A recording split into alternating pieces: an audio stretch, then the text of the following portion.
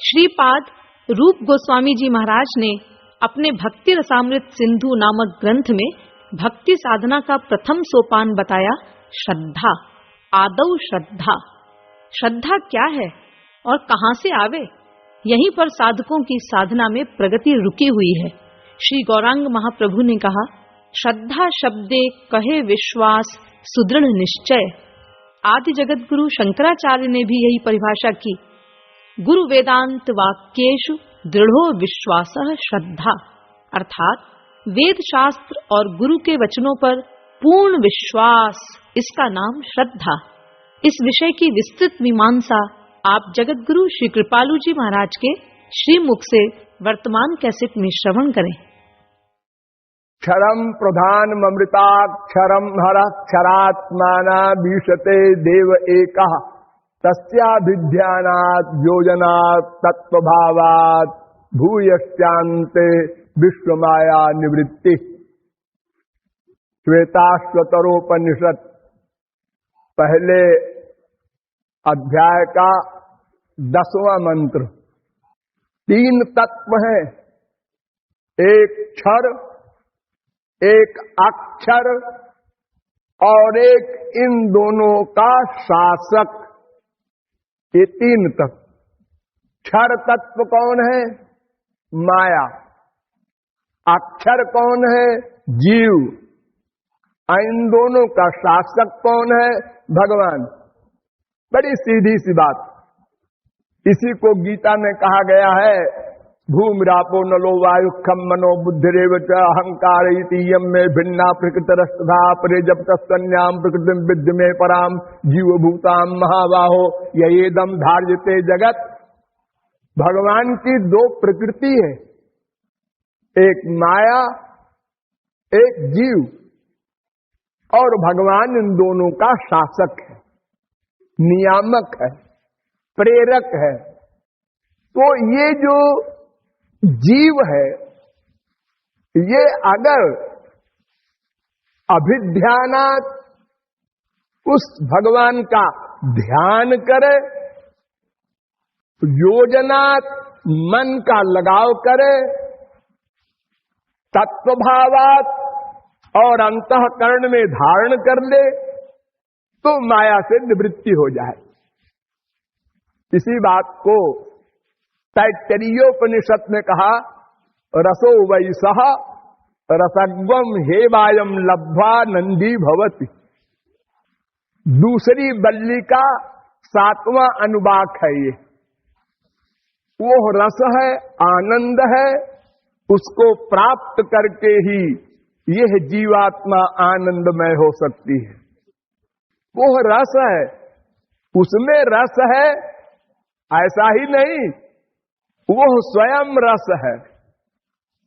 आनंदो ब्रह्मेति विजानात्, तैत्तरीयोपनिषद 3री बल्ली का 6वां अनुभाग। और उसी से सब जीव पैदा हुए। आनंदाद्धेव खल्विमानि भूतानि जायन्ते आनंदेन जातानि जीवन्ति आनंदम प्रयन्त्यभिषं विशन्ति। सब जीव आनंद से उत्पन्न हुए, उनके अंश हैं, पुत्र हैं, शक्ति है। इसलिए विश्व का प्रत्येक जीव आनंद ही चाहता है, लेकिन उस आनंद को पाने के लिए अभिध्यानात् योजनात् तत्वभावात्, तो उनको जानना है, उनको पाना है भगवान को। तो कैसे जाने? भगवान को तो कोई नहीं जान सकता, ऐसा वेद कह रहा है। न च तस्यास्ति वेत्ता तमाहुरग्रम पुरुषम महांतम। उसको कोई नहीं जान सकता। वेदाहम समतीतानि, गीता भी यही कहती है, माम तु वेद न कश्चन, मुझे कोई नहीं जान सकता। लेकिन ऐसा नहीं है। कठोपनिषद कहता है, उत्तिष्ठत जाग्रत प्राप्त बरा निबोधत।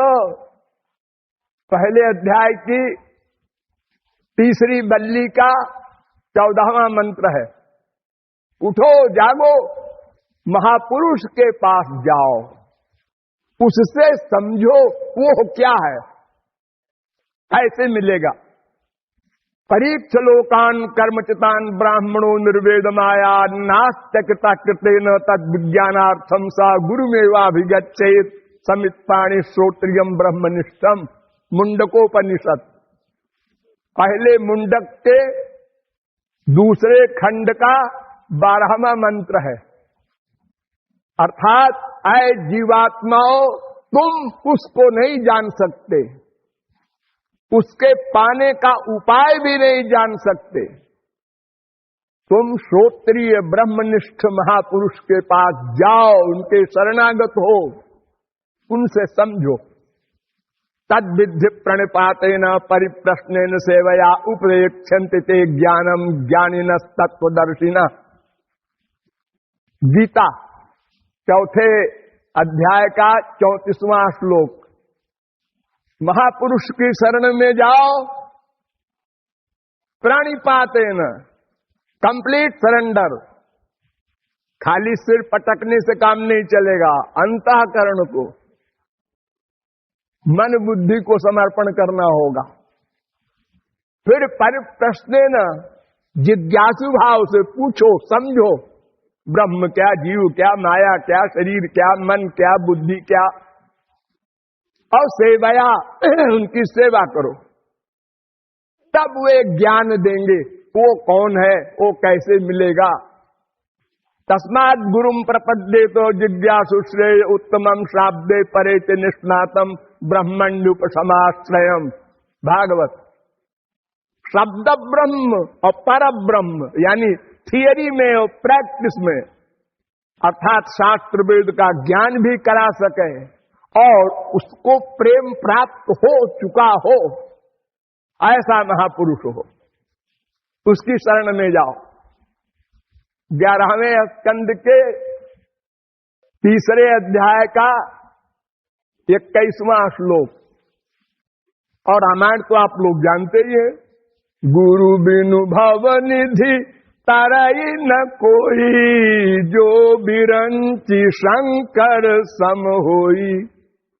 कोई हो गुरु बिनु होई कि ज्ञान, बड़े भाग्य मानुष तनु पावा।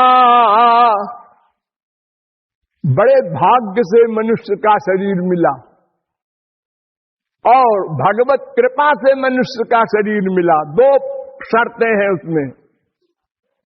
तबहु करी करुणा नर देही, देत ईश बिनु हेतु सनेही।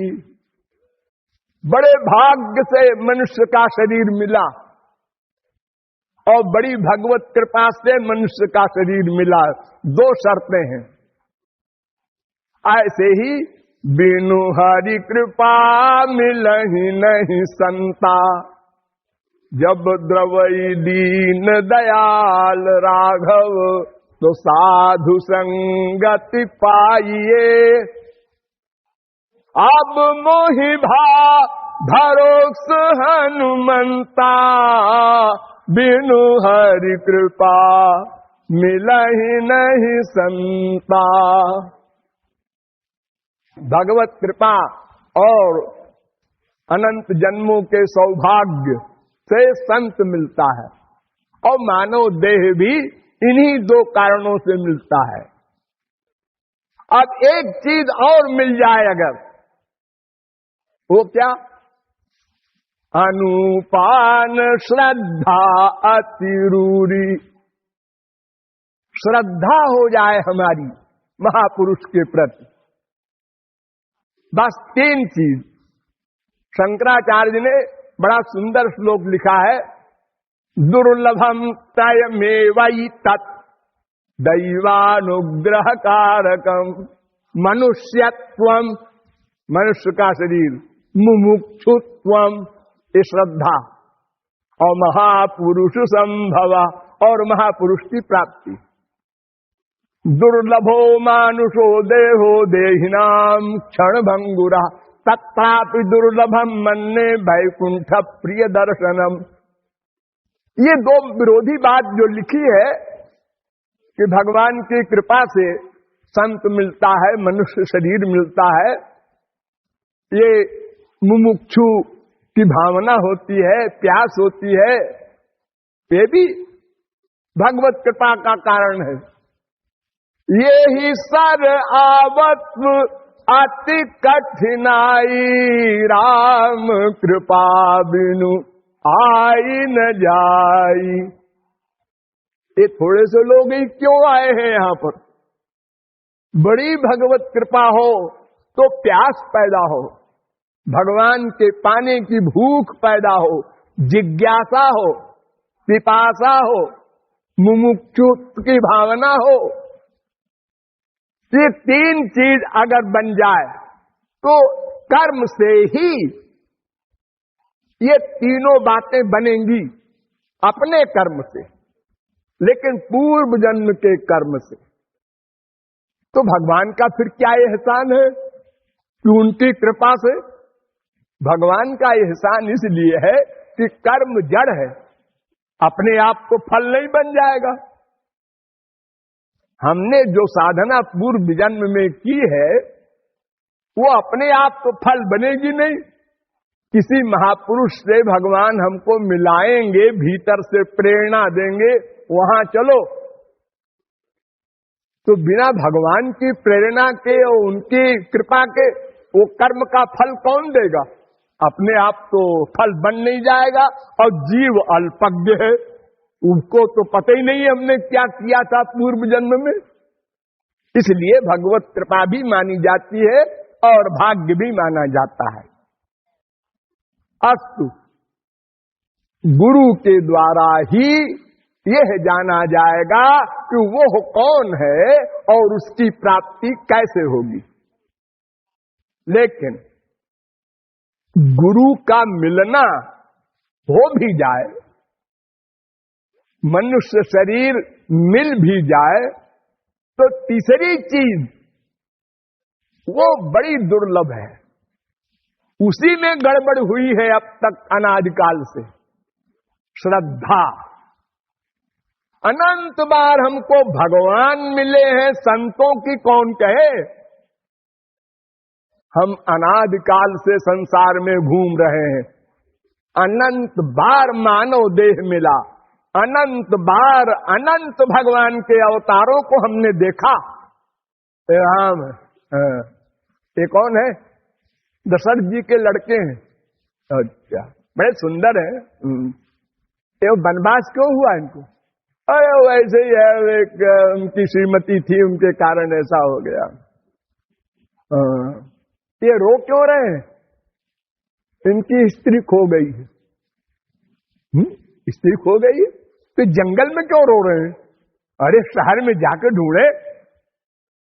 अब पेड़ों से लताओं से पूछ रहे हैं, रे वृक्षा पर्वतस्था गिरगहन लता वायुना बीज्यमाना रामोहम व्याकुलात्मा दशरथ तनया शोक शुक्रेण दग्धा बिंबोष्ठी चारुनेत्री सुविपुल जघना बद्धनागेन्द्र कांची हा सीता के नीता।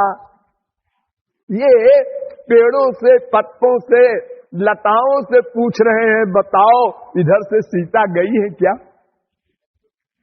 है इतनी आसक्ति? ये तो लैला मजनू का रिकॉर्ड भी तोड़ दिया इन्होंने। उस समय हम लोगों ने ये कहा था, अब जो चले गए तो हरे राम राम राम हरे हरे ऐसा करते हैं हम लोग। तुलसी सूर मीरा कबीर नानक तुकाराम संत चले गए जब, तब उनकी पूजा होती है, आरती होती है, जुलूस निकलता है। ये हम लोगों की बुद्धि का हाल है, इतना अहंकार है। हम समझते हैं कौन संत है कौन नहीं है। अरे तुम अपनी बीवी और अपने पति और अपने बेटे को तुम समझ नहीं सके, तुम संत हो, भगवान को क्या समझोगे? और तुम्हारा जो स्वयं मन है तुम उसी को नहीं समझ सके, तुमको नचा रहा हो अनादिकाल से अब तक। अगर उसकी 420 को तुम समझ लेते तो मन की बात न मानते। सारा कसूर मन का है। अनादिकाल से हमको जो 84 लाख में घुमा रहा है ये मन है, केवल मन। हम उसको दोस्त मानते हैं, वो शत्रु है, सबसे बड़ा हमारे भीतर बैठा है और हम उसको दोस्त मान रहे हैं। मन क्या कह रहा है, तू रसगुल्ला लाओ, अच्छा अभी लाए। 24 घंटे हम गुलामी कर रहे हैं मन की और उसका परिणाम भोग रहे हैं 84 लाख योनियों में। अरे मानव देह तो कबहू करी करुणा नर देही दे, तो ये तो सुरैरपि वांछितम मनुज देह मिमं भूवि दुर्लभम। सुरभि मनुज देह मिमं भूवि दुर्लभम, बड़ा दुर्लभ है। देवता चाहते हैं, इससे बड़ी बात और क्या होगी। ये सारे मनुष्य देवताओं की भक्ति करते हैं। इंद्राय नमः, वरुणाय नमः, कुबेराय नमः, सूर्याय नमः, आहुति देते हैं। वो पा करके समधिगम्य सुरैरपि वांछितम, और मन के गुलाम हो गए तो विषय लंपटता मपहाय वही भजत रे मनुजा कमलापतिम। निर्देह माद्यम सुलभम सुदुर्लभम, ये बड़ा दुर्लभ है मानव देह, मिल गया और संत भी मिल गया। लेकिन एक गड़बड़ी हमने कर डाली, क्या? श्रद्धा नहीं किया। श्रद्धा किसे कहते हैं? गुरु वेदांत वाक्योसु दृढ़ो विश्वासा श्रद्धा। श्रद्धा शब्द कहे विश्वास, सुदृढ़ निश्चय। गौरांग महाप्रभु ने भी परिभाषा वही की कि उस पर्सनैलिटी के प्रति हमारी शरणागति हो सुदृढ़ निश्चय के साथ, पक्का। ये जो शास्त्र कह रहा है बिल्कुल ठीक, ये जो गुरु जी कह रहे हैं बिल्कुल ठीक। थोड़ा हम भी तो सोचे, आखिर बुद्धि रखते हैं, ठीक है कि नहीं है। बस गए, अपनी बुद्धि लगाया कि गए। देखो, इंडिया का कानून अमेरिका रशिया में लागू नहीं होता, तो आपके जो खोपड़ी है आपकी, वो पंच महाभूत के आइडियाज से युक्त है, मटीरियल है। यही आपका अनुभव हुआ अनादिकाल से अब तक, तो आप कैसे नापेंगे उसको? ततो वाचो निवर्तन्ते अप्राप्य मनसा सह, गो गोचर जहां लगी मन जाई सो सब माया। राम स्वरूप तुम्हार बचन अगोचर बुद्धि पर तस्मै तज्जन भेदा भावात। जैसे भगवान इंद्रिय मन बुद्धि से परे है, ऐसे ही महापुरुष भी इंद्रिय मन बुद्धि से परे है। उन दोनों में भेद नहीं, तो तुम कैसे समझोगे? देखो चलते हैं, हाँ कितना लंबा है, काला है कि गोरा है, मोटा है कि दुबला है, नाक कैसी है, आंख कैसी है, मुंह कैसा है, किधर देखता है, कैसे बैठता है। वाह वाह वाह, बड़ी बड़ी बातें आप लोग सोचते हैं। हाँ जी, हम लोग बुद्धि रखते हैं, ऐसे थोड़ी बेवकूफ थोड़े ही, खूब परखेंगे पहले। अरे तो क्या परख रहे हैं आप? जनक की सभा में अष्टावक्र गए, 8 जगह से टेढ़े थे अष्टावक्र, 8 जगह से। एक जगह से टेढ़ा जो कोई होता है उसी को देखकर लोग मुस्कुराते हैं, और 8 जगह से जो टेढ़ा हो एक शरीर में, बताओ कैसा लगता होगा? तो सब हंसने लगे। जनक की सभा में जो बड़े बड़े विद्वान बैठे थे, तो देखा ऐसे हस्ता बकरे ने, उन्होंने कहा जनक तेरी सभा में सब चमार रहते हैं क्या? इतना भयानक शब्द, वो बड़े बड़े विद्वान ब्राह्मण उनको चमार कह दिया। तो सारे विद्वान जनक की ओर देख करके और आंखें लाल करके, ये हमारे लोगों का अपमान करवा रहे हैं, आप कौन आ गया पागल यहां? जनक समझते थे, उन्होंने कहा आप लोग शांत रहिए, इनसे पूछिए क्यों कहा चमार। पूछा हम लोगों को आप क्यों चमार कहते हैं? उन्होंने कहा कि चमार को चमड़े की नॉलेज अधिक होती है। चमार जो होता है जाति वाला, वो चमड़े का काम करता है, तो चमड़े को पहचानने की, जानने की योग्यता उसमें विशेष होती है। तो तुम लोगों ने हमारा शरीर देखा, 8 जगह से टेढ़ा और हंसने लगे, इसलिए साथ चमार हो। भीतर देखना चाहिए तुम लोगों को, तुम लोग विद्वान हो, कोई गंवार हो, शास्त्र वेद न जानता हो, वो बाहर देखे, ठीक है हम मान लेते हैं, लेकिन तुम लोगों को तो आत्मा को देखना चाहिए, इसके भीतर क्या है। बाहर मत देखो, बेर का फल बाहर बड़ा सुंदर और भीतर इतनी बड़ी गुठली, और नारियल बाहर से खराब, भीतर से गरी निकलती है उससे खाने वाली। तो भीतर देखना ये बुद्धिमानों का काम, और बाहर देखना है मूर्खों का काम। आप लोग लड़की की शादी वादी करते रहते हैं, बाहर देखते हैं, कैसी नाक है, कैसा मुंह है, कैसी क्या डिग्री है, ये सब 0/100, इसका कोई मूल्य नहीं जो आप देखते हैं। उसके भीतर क्या हाल है ये शादी के बाद मालूम पड़ेगा। तब सिर पे हाथ धर करके बाप भी रोता है, पति भी रोता है, कहां फंस गए। इसलिए चमार कहा। तो हम महापुरुषों को क्या जानेंगे, कैसे जानेंगे? अरे संसारी डॉक्टर है, सर्टिफिकेट है, देख लिया भाई ये MBBS है, इलाज कराओ। हम महापुरुष के पास कौन डिग्री है जो आप देखेंगे? अब बुद्धि लगाएंगे, और बुद्धि लगाएंगे तो फेल हो जाएंगे। क्यों? वो दो विरोधी वर्ग करते हैं।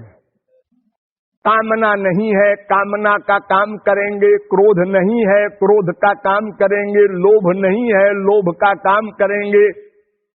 यानी जो माइक दोष है हमारे अंदर, वो सब काम वो भी करते हैं, संत लोग भी और भगवान भी करते हैं, लेकिन वो इन दोषों से मुक्त रहते हैं, हम उन दोषों के अधीन हो जाते हैं। क्रिया वैसे ही है, क्रिया सर्वापि सैवात्र परं कामो न विद्यते।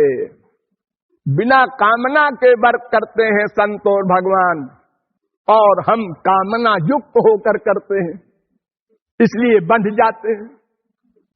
तो महापुरुष को महापुरुष मान लेना, ये श्रद्धा, गंवारी भाषा में समझो, किसी महापुरुष को महापुरुष मान लेना 100%, इसी का नाम श्रद्धा।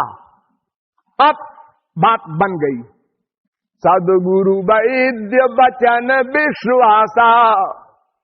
अब विश्वास होगा उसके वचन पर, वो जैसा कहे, लेकिन मगर चूंकि किंतु परंतु ये नहीं लगाना है।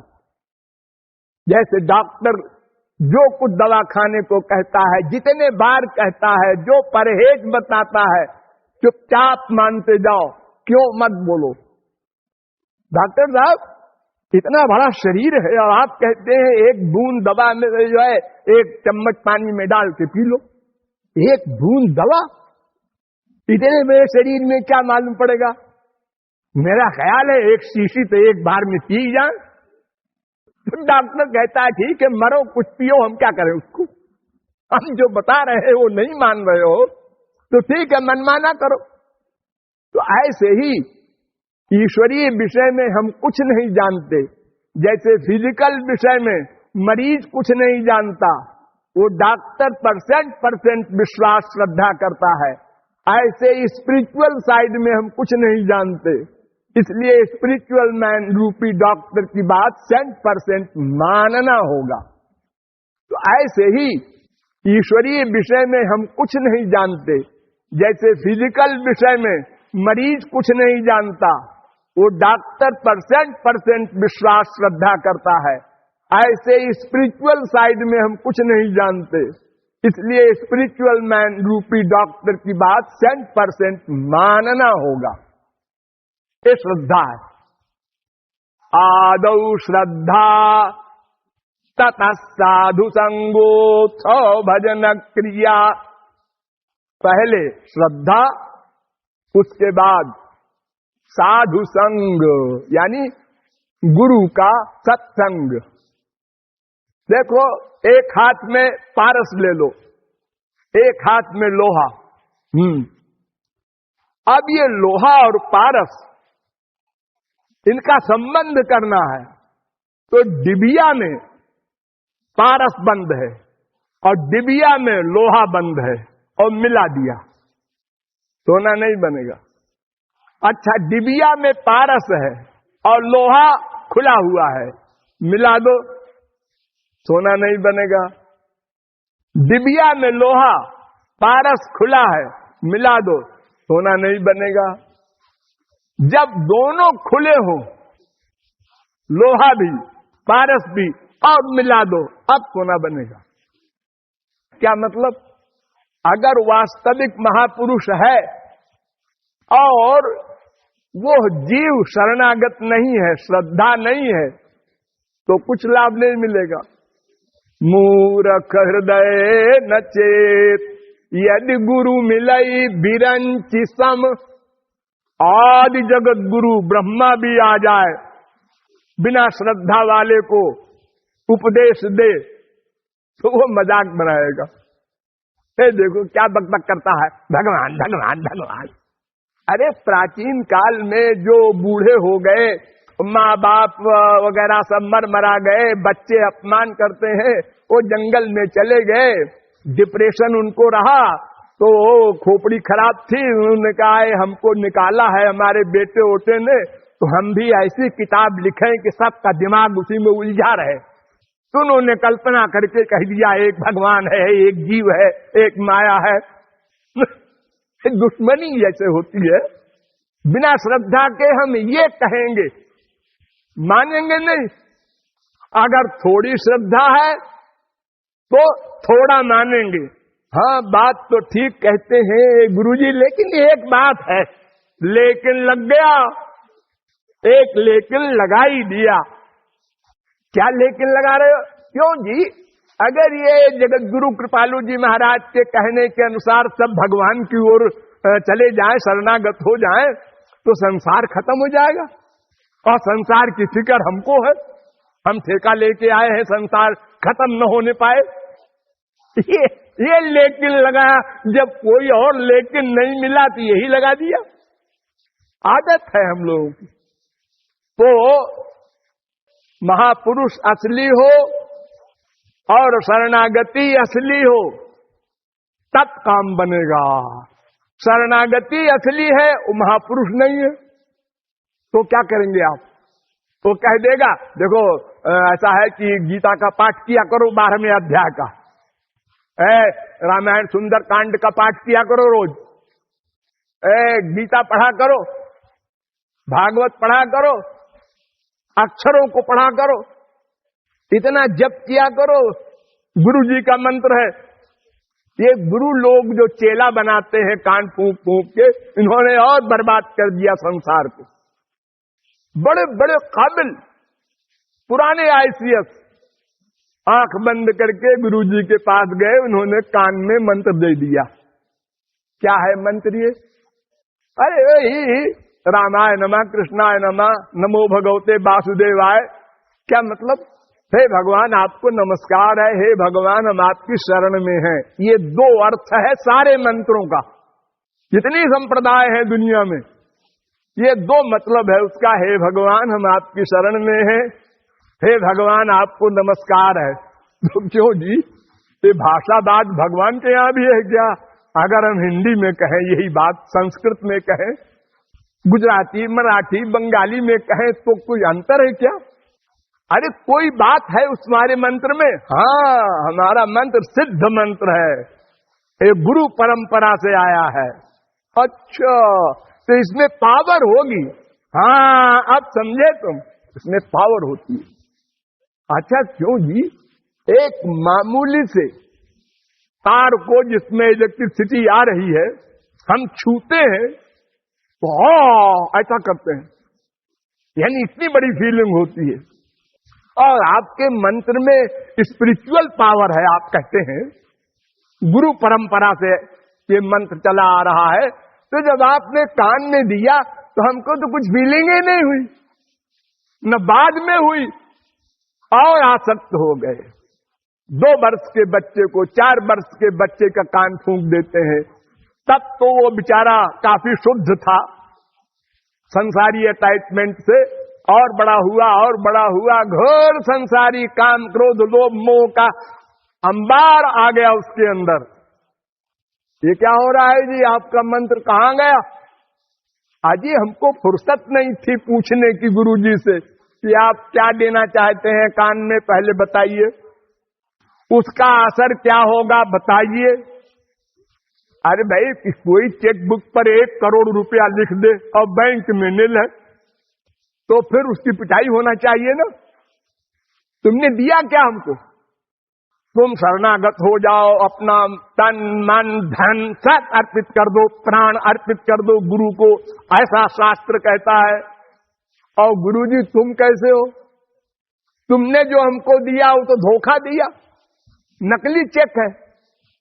तो नकली चेक वाले को तो सजा होनी चाहिए, दुनियावी गवर्नमेंट में भी सजा होती है। ये कोई न पूछता है न समझता है, अंधे हो करके हम लोग जाके चेले बनते हैं, और फिर वो गुरुजी कहते हैं और कहीं मत जाना, हाँ, नहीं तो कहीं हमारी पोल खोल दे कोई। कि गुरु तो असली हो, और मंत्र ऐसा दिया जाता है अंतःकरण शुद्ध होने के बाद कि मंत्र दिया बस भगवत प्राप्ति हुई, फिर कुछ करना धरना नहीं। करना तो पहले है, अंतःकरण शुद्धि के लिए भक्ति वगैरह करना है, लेकिन अंतःकरण शुद्धि के बाद जब गुरु हमको देगा, वो पावर देगा, तो वो पावर अलौकिक शक्ति दीक्षा कहलाती है। प्राचीन काल में महापुरुषों के 2-4 शिष्य हुआ करते थे।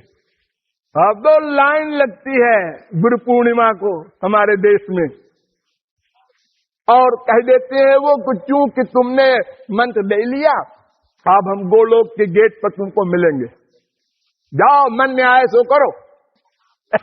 ऐसा संसार हो गया है हमारा, सब बाहरी क्रियाओं में लगे हुए हैं। अब एक भागवत को ले लो, भागवत में अंत में कहा गया है 12वें स्कंद में 13वें अध्याय में 18वां श्लोक, तच्छृण्वन् विपठन् विचारण परो भक्त्या विमुच्ये नरः। आय मनुष्यो, वेदव्यास ने लिखा है, आय मनुष्यो भागवत पढ़ो। अच्छा, तो सुनो, अच्छा, फिर विचार करो। अभी आया तीसरा, विचार करो, निर्णय करो, मंथन करो, डिसीजन लो क्या करना है। हाँ, फिर उसके बाद भक्त्या, भक्ति करो, तब विमुच्ये नरः, तब माया से उत्तीर्ण हो सकते हो। और हम लोग 1 सप्ताह भागवत सुन रहे हैं, वो भी संस्कृत में पंडित जी बोल रहे हैं, हम बैठे बैठे ऊँघ रहे हैं। सुनने वाला कहाँ जानता है? अरे पंडित जी ही कितने जानते हैं भागवत का भावार्थ। बिना भगवत प्राप्ति किए किसी भी महापुरुष के ग्रंथ को कोई नहीं समझ सकता। रामायण हो चाहे भागवत हो चाहे वेद हो, अक्षरों को पढ़ने में क्या धरा है? इतना कोई भी पढ़ सकता है अभ्यास करके। तो इसी प्रकार या इमं परमं गुह्यं मद्भक्ते स्वभिधास्यति भक्तिम मयि परां कृत्वा गीता। मेरा ये गीता का लेक्चर अर्जुन भक्त को सुनाना और स्वयं भक्ति करके तब सुनाना, ये शर्तें हैं हर बुक में। ऐसा नहीं है कि ये पुस्तकें ऐसे ही तोता मैना की कहानी है, उपन्यास है, चलो पढ़ो, इससे क्या होगा और खोपड़ा खराब हो जाएगा। गुरु के द्वारा ही शास्त्रों वेदों का ज्ञान होगा और फिर साधना होगी, और साधना जब आप करेंगे तो फिर गुरु की आवश्यकता पड़ेगी बार बार। कोई भी पढ़ाई आप लोग करते हैं, चाहे वो काका काका हो, चाहे ABCD हो, चाहे म्यूजिक हो, कोई भी हो, तो आपको प्रॉब्लम आती है बीच बीच में, तो आप पंडित जी से, मास्टर साहब से पूछते रहते हैं। और ईश्वरीय सब्जेक्ट तो बहुत गूढ़ है, उसमें तो आपको अनेक बाधाएं आएंगी, तो कौन हल करेगा? पंडित जी नहीं हल कर सकते, उसको तो गुरु जी हल करेंगे, प्रैक्टिकल मैन। और बहुत सी बातें महापुरुष करता है शरणागत के प्रति, वो कहता नहीं, बताता नहीं कभी कि हम क्या कर रहे हैं तुम्हारे लिए। पूछे तो भी नहीं बताता, मैंने तो तुम्हारे लिए कुछ नहीं किया, ऐसे बता दिया ये करो। लेकिन वो करता है शरणागति की लिमिट के अनुसार, योगक्षेम बहन करता है गुरु, तब जीव पार जाता है माया से। साधारण बात नहीं है, बड़ा परिश्रम है, लंबी जर्नी है। जन्मांतर सहस्रेषु तपो ध्यान समाधि भी नराणाम क्षीण पापानाम कृष्ण भक्ति प्रजायते। अनंत जन्मों में पहले भी आप लोगों ने श्री कृष्ण भक्ति की है, उसी का प्रभाव है जो यहाँ तक आए हैं। घर का आराम छोड़कर और माँ बाप बेटा स्त्री पति का जो सुख है संसारी विषय भोग, उसको छोड़कर घोर बूढ़ा है, क्या करे? नाती पोता छोटे छोटे जो होते हैं घर में, उनको लिए है ऐसे करता रहता है दिन भर। कोई कुछ नहीं कर, किसी ने और कोई साधन न मिला किसी को, अरे नॉवेल ले आना, नॉवेल पढ़ रहे हैं। क्या करें महाराज जी, टाइम नहीं पास होता। जब सर्विस करते थे तो 8 घंटे बिजी रहते थे, अब फालतू रहते हैं तो ये अखबार पढ़े, 4-5 अखबार रख लो। ये जैसे मनुष्य शरीर को बर्बाद करने पर तुले हैं कि हम अच्छा काम होने नहीं देंगे इस मनुष्य शरीर से, हमको नफरत है इस शरीर से, अब बस कुत्ते बिल्ली गधे बना करेंगे। हाँ, जानबूझ करके अपना सर्वनाश करने को हम लोग तैयार बैठे हुए हैं। तो वास्तविक गुरु मिले और हमारी श्रद्धा हो, तब साधु संग, तब संग हो। संग माने मन का अटैचमेंट, सत संग, सत माने महापुरुष, और संग माने मन बुद्धि का सरेंडर हो उसके प्रति। सत्संग का मतलब हम समझ लें ये कि हम गए थे सत्संग में, क्या किया वहां? सुना था। क्या सुना था? भगवान से प्रेम करो। तो क्या बस सुना था? सत्संग है, यही तो सत्संग है। अरे ये तो थियरी है, संग कहां किया तुमने? सत्संग श्रवण किया, सत्संग नहीं किया। सत्संग 1 सेकंड का भी हो, क्षिप्रम भवति धर्मात्मा। 1 सेकंड में अगर पूर्ण पात्र है, 1 सेकंड के लिए महापुरुष को देखा और लीन हो गया। जितना जितना अंतःकरण गंदा है, पाप है, उतने उतने देर होगी। यावत् पापैस्तु मलिनम हृदयम तावदेव ही न शास्त्रे सत्यता बुद्धि सद्बुद्धि सद्गुरौ तथा। जितना अधिक पाप होगा उतने हम दूर जाएंगे महापुरुष और भगवान से। श्रद्धा में उतनी गड़बड़ी होती जाएगी। देखो यो समझो, एक चुंबक है, उसके चारों ओर सुइयां खड़ी कर दो लोहे की, लेकिन एक सुई प्लीन बिल्कुल लोहे की है, एक में 4% मिलावट, एक में 10%, एक में 50%, एक में 80% मिलावट, ऐसी सुइयां हैं। तो जो प्योर लोहे की है वो तुरंत चिपक जाएगी, और जो उससे आगे कुछ मिलावट है थोड़ी सी, वो भी चलेगी मिलने को, और जितनी अधिक मिलावट होगी वो अपनी जगह खड़ी रहेगी, उसमें कोई चेंज नहीं होगा। ऐसे ही जब भगवान अवतार लेते हैं या हमको कोई महापुरुष मिलता है तो हम उसकी ओर जो खींचते हैं, तो उस खींचने की लिमिट में अंतःकरण की शुद्धि कारण है। कितने पाप हमारे अंदर है, कितना गंदा मन है, उसी हिसाब से हम खींचते हैं, और खींच भी गए तो फिर अबाउट टर्न, फिर चले, फिर अबाउट टर्न। ये बड़ी गड़बड़ी है।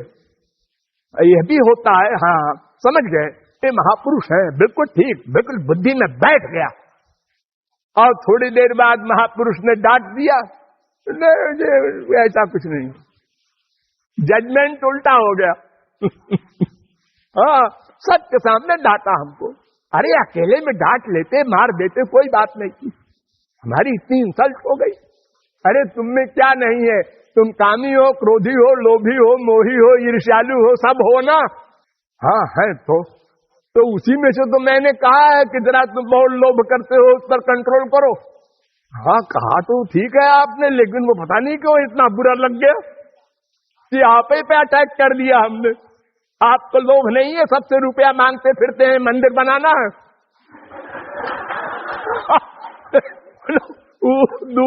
अटैक उसी के ऊपर हो गया जो तुमको समझा रहा है। इतनी गंदी बुद्धि है अनंत जन्मों के पाप के कारण। तो वो पाप जितना अधिक जिसका है उतने वो देर में चलेगा भगवान की ओर, चलेगा, एक दिन वो भी पहुंचेगा। यहां से इलाहाबाद जा रहा है, एक आदमी जा रहा है कार से, ठीक है, 1 घंटे में पहुंच जाएगा। एक जा रहा है मोटरसाइकिल से, वो भी 1.5 घंटे में पहुंच जाएगा। एक साइकिल से जा रहा है, वो भी 3 घंटे में पहुंच जाएगा। एक पैदल जा रहा है, वो भी पहुंचेगा। चलता रहे, पहुंचेगा एक दिन, क्योंकि इसमें पूर्व जन्म के संस्कार भी कारण होते हैं। पूर्व जन्म में किसी ने साधना अधिक की है तो वो उसकी श्रद्धा तेज होगी, शरणागति तेज होगी, और वो तेजी से चलेगा आगे। और अगर पूर्व जन्म के संस्कार कमजोर हैं तो इस जन्म की साधना के अनुसार ही चलेगा। तो इस प्रकार जीवात्मा परमात्मा की शरण में जाने के लिए गुरु की शरणागति स्वीकार करता है। तब गुरु उसको बताता है, इस प्रकार तुम हरि गुरु की शरण में जाओ और भक्ति के द्वारा अंतःकरण शुद्ध करो। जब अंतःकरण शुद्ध हो जाएगा तब गुरु द्वारा स्वरूप शक्ति मिलेगी, उससे अंतःकरण दिव्य हो जाएगा। तब दिव्य प्रेम देगा गुरु, तब आप दिव्य भगवान का अनुभव कर सकेंगे। उनका दर्शन, स्पर्श, जो कुछ भी है, सब इंद्रियों का विषय भगवान का आपको मिलेगा और सदा को मिल जाएगा।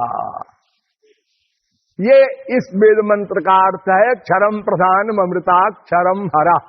बोलिए वृंदावन बिहारी लाल की।